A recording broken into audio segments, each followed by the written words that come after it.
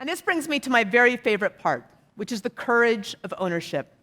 Because if the future is now, and you're a member of an exciting team, and you've led yourself, you've owned your own story, the best thing about this is the courage of ownership. And it's something the military, when it does well, does it, I think, better than anybody else. It's outstanding. It's saying that I'm responsible for everything my team and I do or fail to do 365 days a year, 24 hours a day, 7 days a week, on and off duty. As a young lieutenant, it was not uncommon, for many lieutenants, I had great soldiers, but to get a call that one of your soldiers had been picked up by the sheriff, and would you please come get him out of jail? You're never off duty, right? You always represent your company. You always represent your product. You're always staying on top of things. And that's part of the excitement of the courage of ownership. I'll tell you a very quick story about one of my crew chiefs, because he's one of the people that I learned the most about leadership from in my 8 years in the military. Just a young junior enlisted guy. Name is Mike Cameron.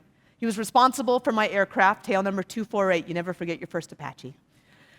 And Mike Cameron was somebody for no reason, no expectation had been expressed this way, that held himself to such a standard of excellence that he ended up setting the bar not only for our platoon, but for the company. Not only for the company, but for the battalion. Not only for the battalion, but for the regiment.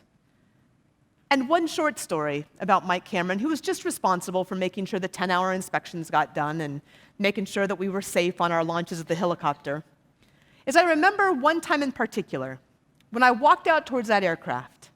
Now, the crew chief just had to be there to, hold the fire extinguisher, put on some hearing protection and eye protection, and make sure you launched. But Mike Cameron was out there unchaining the helicopter before we even got there. He'd opened up all the panels for inspection.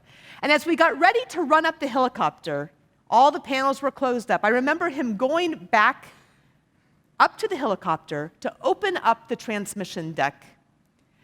And once we had the rotors at full RPM, he came back to that transmission deck just to see if there had been any oil that had leaked. He wasn't responsible for anybody. He was just responsible for 10-hour inspections on a helicopter. But he took his responsibilities so seriously.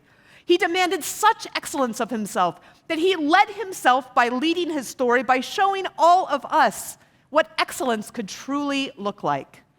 And that's the beauty of the courage of ownership.